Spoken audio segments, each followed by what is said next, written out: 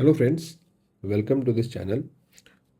इस सीरीज़ में हम लोग स्टार्ट करने वाले हैं with the history being specific to the modern history of India. और ये जितने भी वीडियोस आने वाले हैं इस पूरे चैनल पे वो स्पेसिफिकली रहेगा फॉर यूपी पीसीएस 2026 का प्रीलिम्स एग्ज़ाम, जो कि हमारा शेड्यूल है 6 दिसंबर को। बहुत टाइम है, इनफ टाइम है कि हम लोग अच्छे से पढ़ें, हम लोग अच्छे से समझें, प्रैक्टिस करें, रिवाइज करें, पीवाईक्यूज लगाएं। इनफ टाइम है। और जितने भी अदर सिमिलर एग्ज़ाम्स हो गए लाइक बीपीएससी हो गया या फिर उत्तर प्रदेश के ही अलग एग्ज़ाम्स हो गए, सिविल सर्विस हो गया, सभी एग्ज़ाम्स में अगर आप इस वीडियो को देखेंगे फ़ायदा होगा, क्योंकि जितने भी स्टैंडर्ड सोर्सेस हैं, स्पेक्ट्रम हो गया ना, एन सी आर टीज हो गया, तो जहाँ जहाँ से जो भी चीज़ मुझे रिलेवेंट लगा है उन सभी चीज़ों को मैं एक सिंप्लीफाइड वे से इन वीडियोज़ में मैं लाने वाला हूँ। अभी सबसे पहले हमें इस बात पे ध्यान देना चाहिए कि हिस्ट्री कोई बोरिंग सब्जेक्ट नहीं है। हम लोग उसको ट्रीट करते हैं इस तरीके से कि पढ़ने का मन नहीं करता है, जो कि ऑब्वियस बात है कि अगर हमें कोई 100 फैक्ट दे दे, 200 नाम दे दे, डेट दे दे तो नहीं हो पाएगा। बट अगर हम उसे अपने लाइफ से रिलेट करके देखें तो हमारे भी लाइफ में कुछ ना कुछ ऐसी चीज़ें होती है जो कि हमें याद रहती है, क्योंकि एक स्टोरी रहता है अटैच, उसके पीछे का हमें बैकग्राउंड पता होता है। रैंडमली ऐसा नहीं है कि हमारी लाइफ में कुछ 20 30 50 100 इवेंट हैं हमें बस एकदम याद है। ऐसा नहीं है, वो हमारी लाइफ का हिस्सा है। वो हमें पता है, हमें हमारा एक्सपीरियंस है। तो जब तक किसी चीज़ का स्टोरी ना पता हो, बस ऐसे मगअप करना वो एक बहुत ही एक हेक्टिक जॉब है, जो कि शायद नेक्स्ट टू इम्पॉसिबल ही है। और इसी कारण से हिस्ट्री से थोड़ा बोरिंग फील होता है। जबकि मेरा ये टारगेट रहेगा इन वीडियोस के थ्रू कि मैं एक स्टोरी के फॉर्म में एक लूसिड वे से इस तरीके से एक कहानी के साथ मैं एक्सप्लेन करूं, ताकि आपको अगर वो कहानी भी याद आ गया तो एग्जाम में आप उस क्वेश्चन को टिक मार्क करके आएंगे, सही करके आएंगे। हिस्ट्री के क्वेश्चंस मैनेजेबल होते हैं। आजकल क्रोनोलॉजी के क्वेश्चंस ज़्यादा रहते हैं, जो कि हम लोग इन कमिंग लेक्चर्स में उन्हें भी हैंडल करने वाले हैं। तो with this very short intro मैं स्टार्ट करता हूँ with the first lecture, that is the advent of the Europeans in India. अभी इसका बैकग्राउंड देखो, ये है, बात है 15th सेंचुरी समथिंग के। रोमन एम्पायर ख़त्म हो गया था, डिसइंटीग्रेट हो गया था, अलग अलग हो गए थे। अरब्स हो गए थे, ना, फिर आपका ओटोमन एम्पायर, कॉन्स्टेंटिनोपल जो अभी का टर्की है, सब जगह अलग अलग टर्क्स थे, अरब्स थे। फिर इसी बीच में दो एक और कंट्रीज थे, स्पेन, पोर्टुगल, ये अपना एक डोमिनेंट मेंटेन किए हुए थे। और ये चाह रहे थे, यहाँ के लोग चाह रहे थे कि हम डायरेक्ट ट्रेड करें इंडिया से, जो कि पहले होता था। रोमन एम्पायर में क्या था, लैंड भी रोमन का, ये जो सी हुआ, जो अटलांटिक ओशन हुआ, मेडिटेरेनियन सी हुआ, रेड सी हुआ, ये सारा जो रीजन था ये तो ऑक्यूपाइड बाय रोमन्स था। तो कंप्लीट जो ट्रेड रूट था वो उनके डोमिनेंस में था। बट जब रोमन एम्पायर खत्म हुआ तो ये सभी अरब्स और टर्क्स के अंडर में आ गए। अब वो डायरेक्ट ट्रेड नहीं कर पा रहे थे इंडिया से, for spices, mainly for spices. अब यहाँ पर क्या था कि उनको एक इंटरमीडियरी था in the name of the Arabs, तो उनको कुछ अमाउंट देना पड़ता था एंड देन ट्रेड हो पाता था। तो इसी में स्पेन के जो किंग थे उन्होंने एक बोला कि एक अलग रूट एक चाहिए, जो कि अरब के थ्रू ना जाए, अफ्रीका इसके थ्रू ना जाए, रेड सी के थ्रू ना जाए, एक अलग रूट चाहिए, मेरे को डायरेक्ट ट्रेड करना है इंडिया से। अब पोर्टुगल भी था बगल में, उसने भी सोचा नहीं, अब हम लोग को भी तो करना है। तो स्पेन के किंग ने एक आदमी को अपॉइंट किया, उनका नाम था क्रिस्टोफर कोलंबस। ये इटली के थे। और इनको बोला गया कि आप एक रूट निकालिए, ईस्ट ईस्ट जो है, स्पेन से ईस्ट, उसका एक रूट निकालिए। इन्होंने ये सोचा, अर्थ तो राउंड है, तो अगर राउंड है तो अगर मैं वेस्ट की तरफ भी मूव करूं तो भी मैं ईस्ट पहुंच जाऊंगा। बट उस समय तक इन्हें नहीं पता था कि उनके वेस्ट जाने के बाद एक कंट्री और भी है जिनका इन्होंने इन्वेंट किया एक तरह से। इन्होंने पाया कि यहाँ पर कुछ और भी है, जो बाद में इसका नाम पड़ा United states of America, America. Right. अब जब कोलंबस अमेरिका को फाइंड किया, फाइंड करने के बाद जब ये लौट रहा था तो स्पेन जाने से पहले ये पोर्टुगल चला गया। और वहाँ के किंग को बोल दिया कि हाँ भाई, हमारा तो, हमने तो एक ज़मीन अब फाइंड किया हुआ, एक नया देश की तरह है, और वहाँ पर तो अब स्पेन का होगा, क्योंकि मेरे को स्पेन ने भेजा है। अब पोर्टुगल ने बोला कि नहीं भाई, पहले भी एक ट्रीटी रहा है और ये हमारे पास भी है, अगर मैप में देखें तो नहीं, ये तो मेरा होगा। इसी बीच में इसी इशू को सॉल्व करने के लिए ट्रीटी ऑफ टॉर्डेसिलास किया गया 1494 में। एक इमेजिनरी लाइन था जो कि अटलांटिक ओशियन के बीच से था, एक सर्टेन डिग्री पे था। बोला गया कि उससे, उस लाइन के, उस इमेजिनरी लाइन के अगर आप ईस्ट जाएंगे तो वहां पर कंट्रोल होगा पोर्टुगल का। उस लाइन से अगर आप वेस्ट जाएंगे तो कंट्रोल होगा स्पेन का। आप अगर आज भी अगर अमेरिका की तरफ जाएंगे, साउथ अमेरिका की तरफ, तो वहां पर आप देखेंगे कि स्पेनिश बोलने वाले बहुत हैं। स्पेनिश कल्चर का इन्फ्लुएंस बहुत है, लैटिन अमेरिका हो, इवन इवन यूएसए हो, वहां पर बहुत ज़्यादा इन्फ्लुएंस है स्पेन का, आज भी है। तो यही कारण है, ट्रीटी ऑफ टॉर्डेसिलास का ही इसका मेन योगदान है। आप अगर इंडिया की तरफ जाएंगे मैप में, यहाँ देखेंगे गोवा है। गोवा का में बहुत सारे पोर्टुगीज कल्चर के लोग रहते हैं। ये कैसे हुआ, पोर्टुगीज कैसे आए यहाँ पर? ये इसी के तरह है, इसी जब ट्रीटी हुआ था, जब पोर्टुगल यहाँ आना शुरू किए, तो फिर इन्होंने अपना एक हैबिटेट गोवा भी बनाया। और फिर बाद में चलकर और भी लोग आए, नॉट जस्ट पोर्टुगीज, बहुत आए, ब्रिटिश आए, डेनिश आए, फ्रेंच आए, बहुत लोग आए, वहाँ भी अपना अपना कंपनी सेटअप किया। तो यही पूरा जर्नी है कि कैसे यूरोपियंस एडवेंट हुआ इंडिया में, और कैसे हमारा सोशियो इकोनॉमिक हो, पॉलिटिकल हो, सारा कुछ ही हमारा चेंज हो गया। तो जैसा कि मैंने कहा था कि यहाँ के राजा ने बोला कि एक ऑल्टरनेट रूट ऑफ फाइंड करो। तो इसमें से वास्को डगामा, जिन्हें कहा जाता है कि उन्होंने एक नया रूट इन्वेंट किया, मगर वास्को डगामा से पहले भी एक आदमी हुआ करते थे जिन्होंने कि यहाँ से यानी यहाँ तक वो पहुंचे। इसे बोलते हैं केप ऑफ गुड होप। ये कि भाई गुड होप है, अगर इंडिया मिल जाएगा कितना कितना अच्छा बात हो जाएगा, उम्मीद है कि पहुंच ही जाएंगे, केप ऑफ गुड होप नाम पड़ गया। यहाँ तक तो पहुंचे, लेकिन इतना हार्श वेदर था, इतना मोशन करेंट्स, वो कुछ समझ में नहीं आ रहा था कैसे जाए नहीं जाए, ये लौट गए। अब लौट तो गए, लेकिन फिर चूंकि किंग का डिक्री था, ऑर्डर था कि करना तो है ही, एक और आदमी कुछ साल के बाद फिर गया, उनका नाम था वास्को डगामा। ये थोड़ा और आगे तक पहुंचे, लेकिन जब वो कीनिया के इनके नियर अबाउट में थे, फिर उनको कुछ समझ में नहीं आया कि अब जाएं कैसे। उस जमाने का शिप ऐसा नहीं था कि वो हेविली मैकेनाइज्ड शिप है, वो तो ऐसे ऐसे होता था, यहाँ पर कपड़े होते थे तिरपाल टाइप का। जैसे ही हवा इधर वेस्टर्लीज आ रहा है, वेस्ट से आ रहा है, इधर जा रहा है, इधर गया, हवा चेंज हुआ, ट्रेड विंड्स आया, इधर गया, तो वो तो कुछ फिक्स डायरेक्शन था नहीं उसका। अब कैसे नेविगेट करे, नहीं कुछ क्लियर था। फिर ये कीनिया के आसपास जब वास्को डगामा थे, तो वहां पर कीनिया के राजा से बात की एक बार। और कीनिया,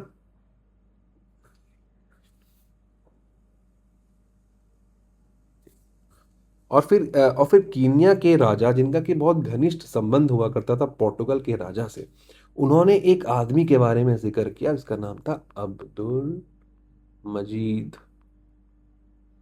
बोला जाता है कि ये एक गुजराती था, गुजराती, और यहाँ पर बिजनेस करता था।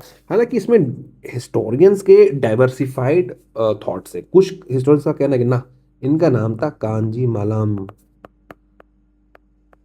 कुछ हिस्टोरियंस का कहना है कि नहीं, उनका नाम था अहमद इब्न मजीद, और ये यूएई के थे, जो अभी का यूएई है वहाँ के थे। तो हिस्टोरियंस का अलग अलग थॉट है, बट हम लोग अब्दुल मजीद पे ही रहते हैं, क्योंकि पीवाईक्यूज में भी क्वेश्चन आए हैं तो इसी को कंसिडर किया गया है।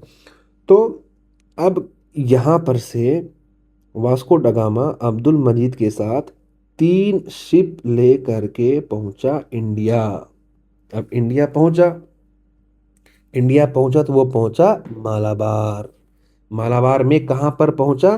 तो पहुंचा कैलीकट।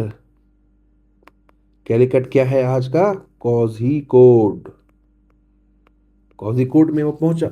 अभी क्या था कि यहाँ पर तो पहले से ही अरब लोग थे, मर्चेंट्स लोग थे, लोकल लोग भी फेमिलियराइज थे कि इन्हीं से ट्रेड करना है, ऐसे ही ट्रेड करना। अब एक अचानक से एक नया आ गया, और आया तो आया, ये एक ऐसे रूट से आया जो कोई जानता भी नहीं था।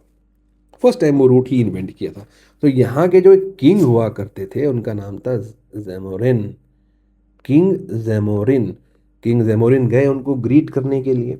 लगा कि अब इतना दूर से आया है, एक नया रूट से, शायद कोई एम्बेसडर होगा, कोई राजा ही होगा।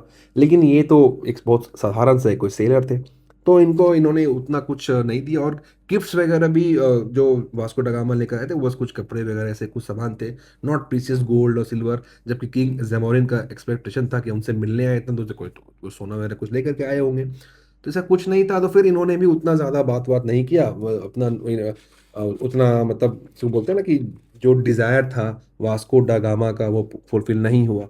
तो 1498 में जब वास्को ड गामा जब ये यहाँ पर आए तो इन्होंने जो वेलकम एक्सपेक्ट किया था वो इन्हें नहीं मिला।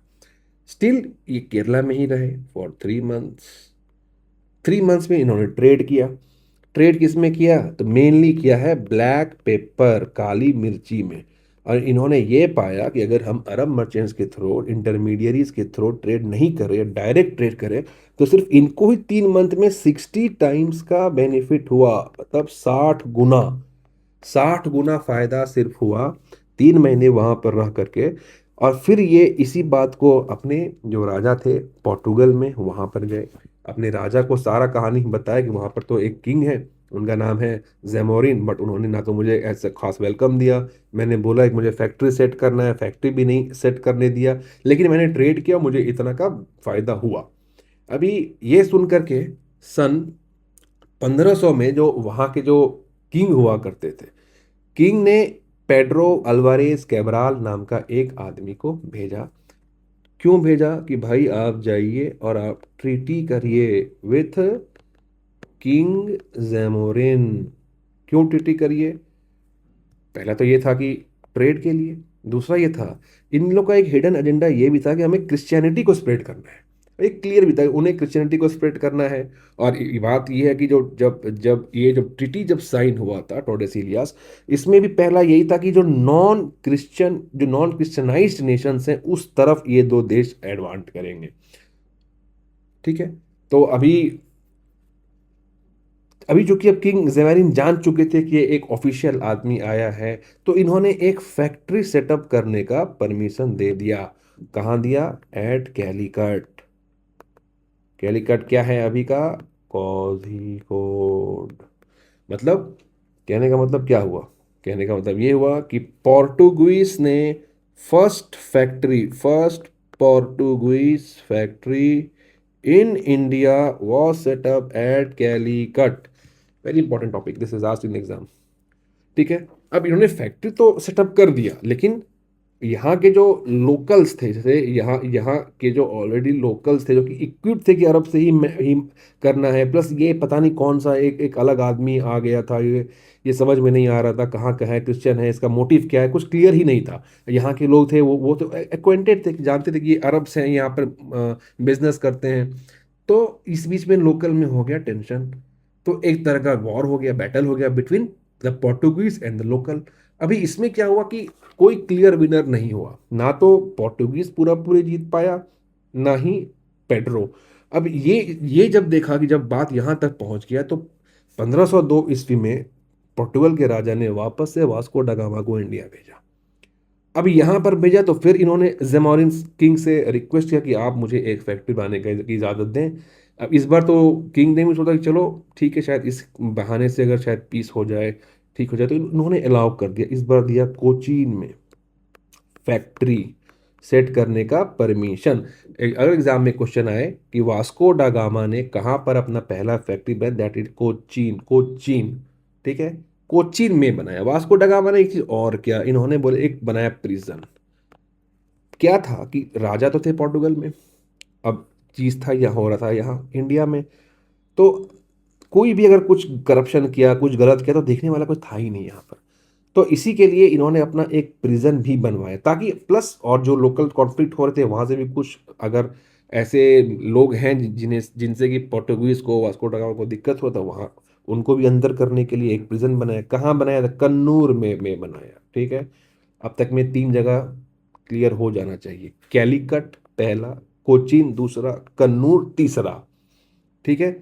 अभी यहाँ पर इस बार ये कि अब पूरा माइंड मेकअप करके आया था, लड़ना ही है चाहे जो हो जाए। किंग जमैरिन से रिक्वेस्ट किया, उन्होंने भी कोशिश किया कि चलो ठीक है भाई नॉर्मली बात हो जाए, लेकिन नॉर्मली तो बात होता नहीं, क्योंकि ये तो सोच के आए थे कि लड़ना ही है, अरब को हटाना ही है।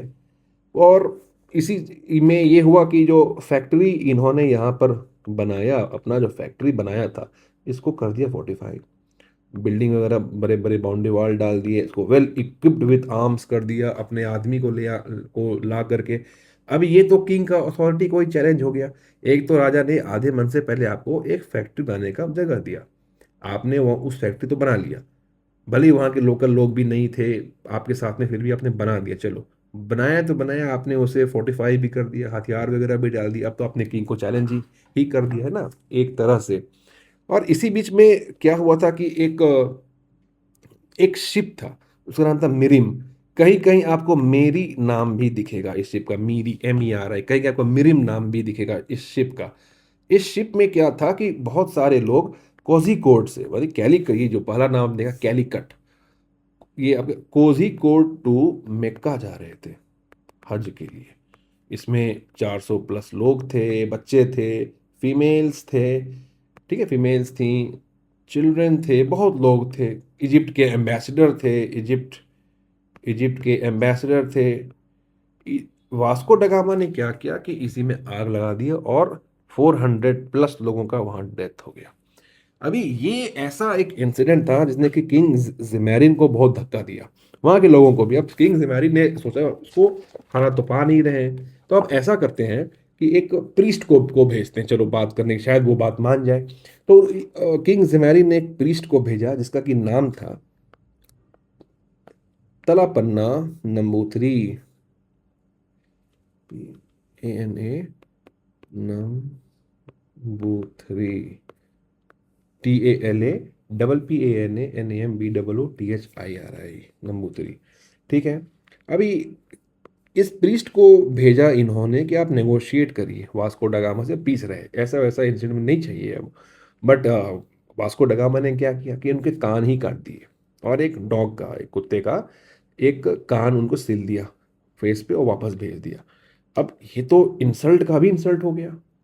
अभी ऐसा कैसे, आपने किसी को, एक प्रीस्ट को भेजा रिक्वेस्ट करने के लिए, और आपने ऐसा बुरा हाल किया उनके साथ। तो ये तो अब क्लियर हो गया था कि वास्को ड गामा क्या चाहते हैं, हिडन इंटेंशंस क्या था उनका। और किंग जेमेरिन के सामने अब क्लियर ऑप्शन था कि अब लड़ो, और कोई ऑप्शन है नहीं।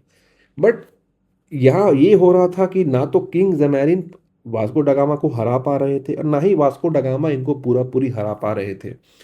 अभी इसी बीच में क्या हुआ कि जब कंडीशन एज इट इज था ना, कोई नहीं, मतलब दोनों दोनों पक्ष एकदम सेम, कभी ये थोड़ा नीचे, ये थोड़ा ऊपर, कभी ये थोड़ा ऊपर, तो फिर ये कभी नीचे, समझ में नहीं आ रहा था। तो किंग जो थे, जो अब तक जो किंग थे, उनका नाम था, जिनका नाम था king manual, king manual one first, king manual the first. Manual ने इनको बुला लिया वापस, और वापस जाते जाते वास्को ड गामा ने अपना एक टाइप से एक अपना ही एक लोकलाइज्ड गवर्नर टाइप का एक आदमी को वहां पर छोड़ दिया, ताकि वो कोस्ट को चेक करते रहे, ताकि कोई ज़्यादा उन लोग आराम से भी ट्रेड वगैरह ना करें। इनका नाम था विसेंटे सोदरे। ठीक है। इसको छोड़ के गए थे केरला में, और वापस ये चले गए। विंसेंटे भी अगला कुछ साल तक लड़ते रहे, बट कोई आउटकम नहीं आया, दोनों पक्ष में से कोई कभी जीता कभी हारा, यही हो रहा था। अब अब ये हुआ कि वहाँ के किंग किंग मैनुअल वन वो समझ चुके थे कि अब ऐसे नहीं होगा। अब अगर जीतना है, हराना, तो एक स्ट्रांग चाहिए, अब एडमिनिस्ट्रेशन स्ट्रांग चाहिए, आर्मी। इन्होंने क्या किया, इन्होंने अपने एक एक खास बोले तो एक गवर्नर बोले, एक वायसराय बोले, उनको वहां पर सेंड किया, जिनका नाम था फ्रांसिस्को डी अल्मीडा, 1505 में। ठीक है। 1505 AD में इन्होंने अपना एक वायसराय को बनाया कि जो भी हो अब तुम ही को देखना है, जो भी कुछ काम आगे बढ़ाना है। टारगेट तो भाई क्लियर था, अरब ट्रेड को हर को खत्म करो। अरब जो मुस्लिम ट्रेड है जो अरब से, उनको खत्म करो। एक छत्र अब सिर्फ होना चाहिए, सिर्फ और सिर्फ पोर्टुगीज। और किंग जमैरिन जो नहीं हार रहे थे, उनको हराओ कैसे भी करके। राइट। अभी इन्होंने क्या किया, इस काम को करने के लिए पहले तो दो पॉलिसी अपनाया। पहले कि फोर्ट बनाएंगे, अच्छा खासा फोर्ट बनाएंगे। तो भाई ये आपका केरला हो गया। हर जगह इन्होंने ट्राई ट्राई किया, एक एक फोर्ट बनाया जाए, ताकि क्योंकि रजिस्ट करने में ताकि आसानी हो। दूसरा है ब्लू वाटर पॉलिसी। अभी ये बहुत ही एफिशिएंट है, बहुत बार एग्जाम में पूछता है कि ब्लू वाटर पॉलिसी किसका है, तो फ्रांसिस्को डी अल्मीडा का है। ठीक है। ब्लू वाटर किसका है, फ्रांसिस्को डी अल्मीडा का है। अब ये था क्या, पहले ब्लू वाटर, वाटर तो ब्लू ही होता है, पर ब्लू वाटर था क्या पॉलिसी। इसमें एक वर्ड है, उसका नाम है कारटाज। कारटाज सिस्टम। कारटाज क्या है, कार्टाज एक पास है। जो भी नाव यहाँ पर रहेगा उनको एक कार्टाज चाहिए, उनको एक पास चाहिए from the Portuguese, from Francisco de Almeida. जब तक आपके पास कार्टाज नहीं होगा आप वहाँ पर आप इस रूट में नहीं आ जा सकते हैं, नहीं ट्रेड कर सकते हैं। तो कहने का मतलब तो वही यही हुआ। अगर पूरा समुंदर है, अगर हम किसी एक इंसान की इजाज़त के वहाँ जा ही नहीं सकते, कुछ काम ही नहीं कर सकते, का मतलब क्या हुआ? वही हुई है ना सब कुछ। तो यही हुआ कि ब्लू वाटर पॉलिसी इसीलिए ही लाया गया था, ताकि पोर्टुगीज का पावर अरेबियन सी में बना रहे और बन जाए। अब इसके लिए क्या किया, देखिए यहाँ पर है गुजरात, ठीक है, यहाँ पर है दीव। अब इन्होंने ये सोचा कि अब नाव तो यहाँ से आएगा, काउंटर करेंगे। यहाँ तो चलो ठीक है, हमने फोर्ट वगैरह बना दिया तो यहाँ कंट्रोल कर लेंगे, देख लेंगे। लेकिन अगर ऊपर की तरफ कोई आया, फिर ऊपर की तरफ आगे ऐसे चला गया फिर, तो यहाँ पर भी एक जगह था दीव।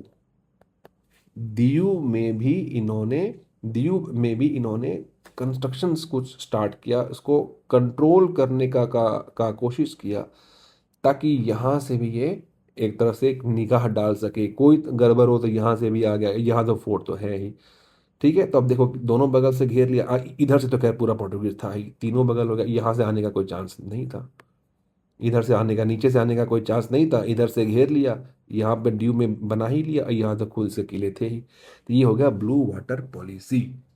अभी ये ड्यू ही एक ऐसा जगह है जहां पर कि फ्रांसिस्को डी अल्मीडा ने first time Arab plus Egypt plus Gujarat, Gujarati navies को हरा दिया था। एग्जाम में क्वेश्चन आया सबसे पहले किसने हराया था तीनों के को, तो था फ्रांसिस्को डी अल्मीडा ने हराया था। और कभी कभी एग्जाम में पूछता है एक फोर्ट के बारे में, तो जो सबसे मोस्ट इंपॉर्टेंट फोर्ट इन्होंने बनाया था वो था, उसका नाम था फोर्ट मैनुअल। अब कैसे याद रखेंगे? तो इनको भेजा किसने था? भेजा था इनको किंग मैनुअल ने। इनके वो थे फेवरेट, रहे होंगे फेवरेट, तभी भेजा इनको किंग मैनुअल वन ने। ये इंडिया आया, क्या बनाया? फोर्ट मैनुअल बनाया। कहाँ बनाया? फिर से वहीं बनाया, कोचीन में, ठीक है। कोचीन को बनाया, कोचीन को ही इसने अपना हेडक्वार्टर सेट कर लिया। जहाँ किला बना लिया, अच्छा खासा किला, बस हमारा अब वहीं पर हेडक्वार्टर हो गया, अब हम वहीं से काम करने वाले हैं, ठीक है। इन्होंने जितना कुछ कर पाए। बट एक एक और जनरल आए, इनके गवर्नर आए, इनके इनका नाम था अल्फोंसो डी अल्वा क्विर्की। इन्हें बोला जाता है कि रियल फाउंडर रहे हुए हैं। अब कैसे बोला बोला जाता है, देखो।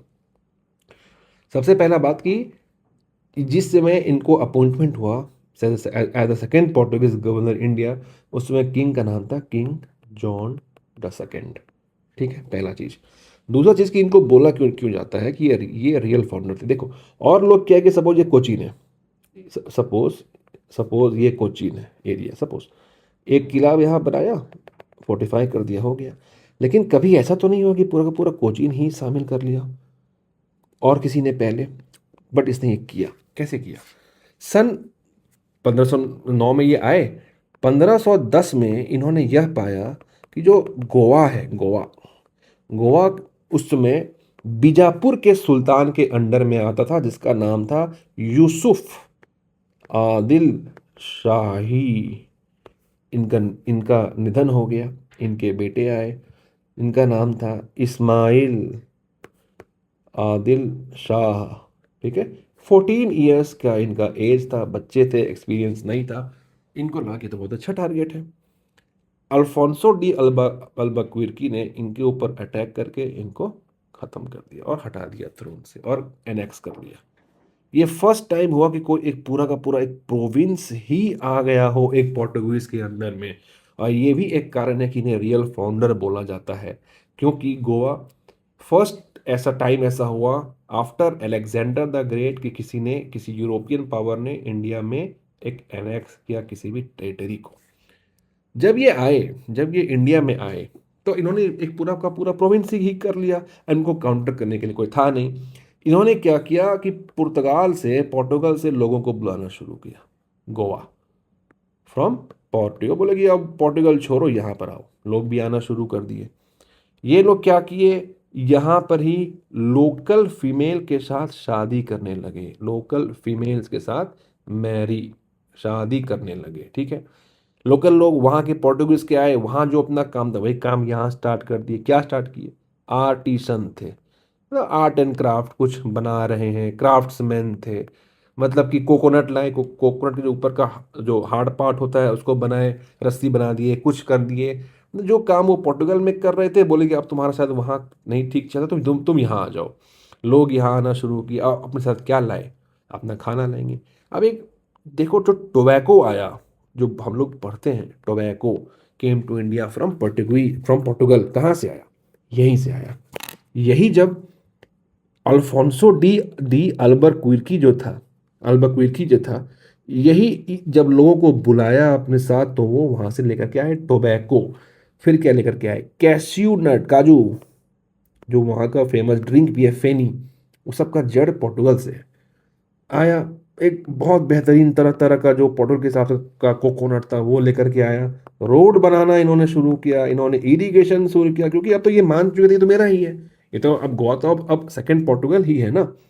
तो जब है तो सारा कुछ अपने हिसाब से स्टार्ट कर दिए। फिर इन्होंने ये चीज, एक जो पॉजिटिव काम किया, उन्होंने सती को खत्म किया।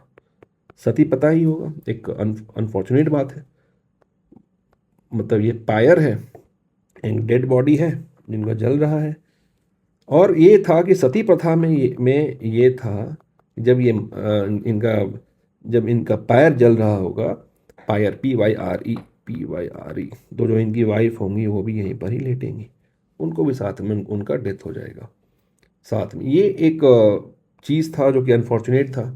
और इसको कहा जाता है हिस्टोरियंस के द्वारा कि अल्फोंसो द अल्बरक्विर्की ने सती को इरेडिकेट किया फ्रॉम गोवा, ठीक है। अभी ये एक तरह से कहा जाए तो थोड़ा ये काफ़ी अच्छा एक काम था इनके द्वारा। और इसके अलावा और भी बहुत कुछ काम किए। हॉस्पिटल बनाया इन्होंने, हॉस्पिटल बनवाया, एक मिंट भी बनवाया। मिंट मतलब मिंट पत्ते नहीं, मिंट मतलब जहाँ पर कि करेंसी छपता है, मिंट कॉइन्स, ये वहाँ पर बनाया। एक तरह से अपना पूरा पूरा साम्राज्य ही कर लिया। जब मिंट टकसाल, जब टकसाल ही आपका हो गया, खाना वाना सब आपका हो गया, आर्ट एंड कल्चर, आर्ट जो भी आपका वो सब कुछ आपके हो गया, आपका डिजाइन का रोड हो गया, इरिगेशन जा रहा है, सब कुछ तो आपका ही हो गया। और वहीं के आप वायसराय भी हैं, गवर्नर भी हैं। तो ये पहला ऐसा एक प्रोविंस था जो कि कंप्लीटली ही पोर्टुगीज के अंडर में आया, and is known as the real founder. Secondly 1511 ईस्वी में क्या किया इन्होंने? स्ट्रेट ऑफ मलक्का कैप्चर कर लिया। मलक्का क्या है? आप जब यहाँ पर जाते हैं तो यहाँ पर अंडमान एंड निकोबार, मलेशिया, ये जो पॉइंट है ना, ये कनेक्ट करता है इंडियन ओशियन को किससे? Pacific Ocean. Important choke point बोला जाता है, जो जियो पॉलिटिकल चोक पॉइंट आज का भी है। तो कंप्लीट ट्रेड रूट को भी इन्होंने पूरा पूरी कैप्चर करके पोर्टुगीज के कब्जे में इसको डाल दिया और became the real founder. Exam में क्वेश्चन है, who is the real founder of the Portuguese in India? Alfonso de Albuquerque. अब ये भी एक बात आता है कि अल्फोंसो तो एक मैंगो भी होता है, मैंगो आम, हाफूस बोलते हैं इसको महाराष्ट्र में। ये भी इन्हीं के ऊपर वो नाम आया गया, which is grown in the Konkan area, Ratnagiri in Maharashtra. इन्हीं के नाम पर जो जेसुइट, जो क्रिश्चियन जेसुइट लोग हुआ करते थे पोर्टुगीज के, इन्हीं के नाम पर इस आम का भी नाम पर, जो वेरी गुड क्वालिटी मैंगो। अब क्या हुआ, इसी बीच में आ गया साल 1524। इस बार पहली बार ऐसा हुआ कि वास्को ड गामा को वायसराय बना करके भेजा गया। अब तक पहली बार जब भी आए थे वास्को ड गामा, वो आए थे as trade person, as a sailor, businessman. But कभी वो एक गवर्नर या वायसराय के पद पे वो नहीं आए थे। फर्स्ट टाइम सन 1524 में वास्को डा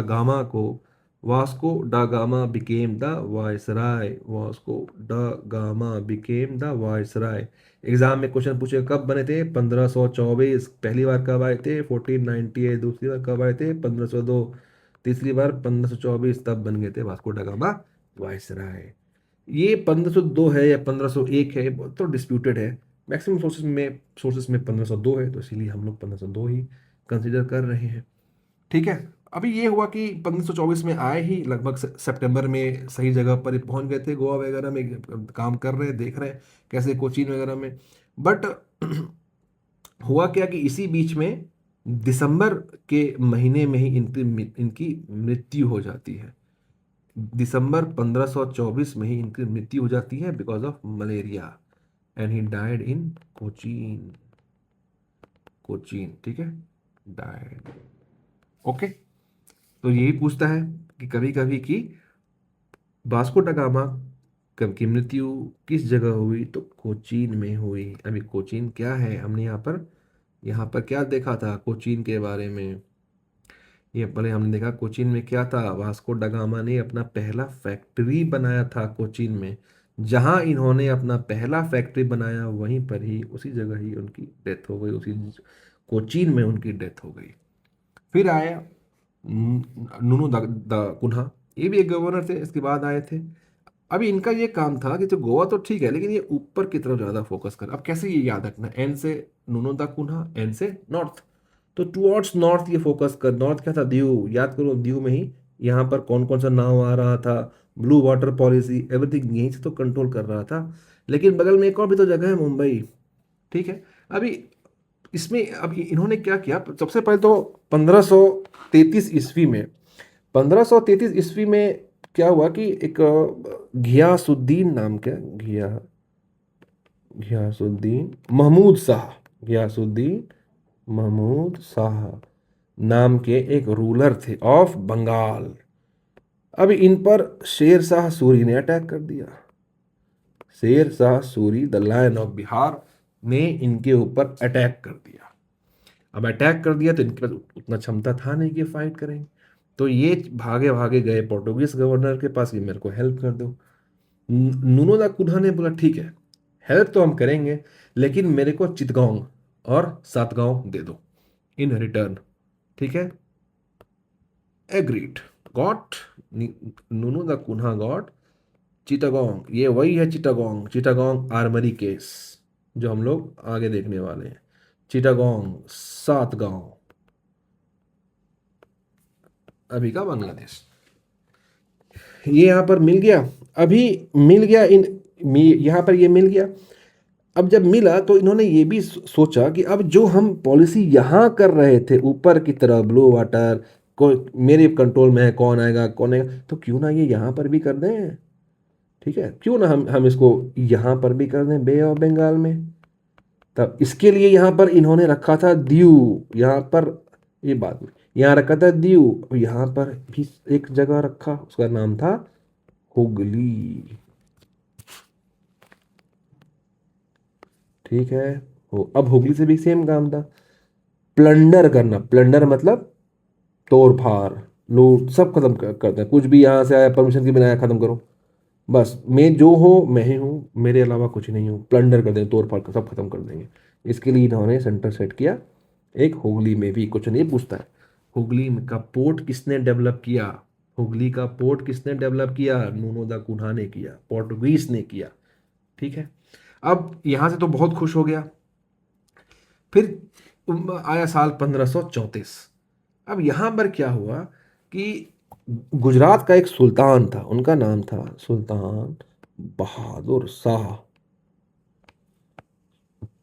अब सुल्तान बहादुर शाह को सुल्तान बहादुर शाह को एक इशू हो गया कि इन्हें अब हुमायूं के खिलाफ लड़ना था।